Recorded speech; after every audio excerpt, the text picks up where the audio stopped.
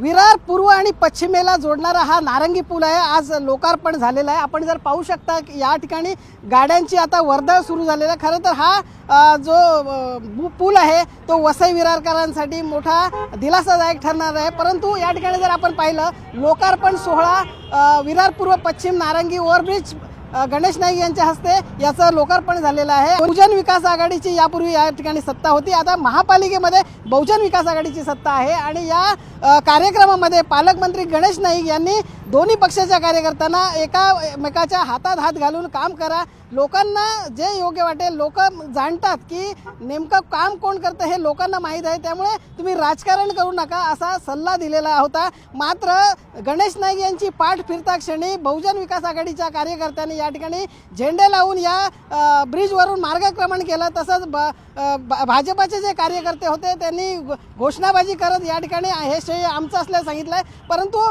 बहुजन विकास आघाडीचे नगरसेवक निशात चोरगे यांनी या ब्रिजला स्वर्गीय भास्कर ठाकूर जे प्रथम या ठिकाणचे नगराध्यक्ष होते त्यांचं नाव देण्याची मागणी केलेली आहे। आता याकडे भाजप कसं पाहतं, भाजपचं सरकार आहे या ठिकाणी आणि महापालिकेत जे बहुजन विकास आघाडीची सत्ता आहे, हे या आता नाव कोणाचं देत आहेत आणि ह्या ब्रिजचा फायदा किती लोकांना होतो हे आता येत्या काळात स्पष्ट होईल।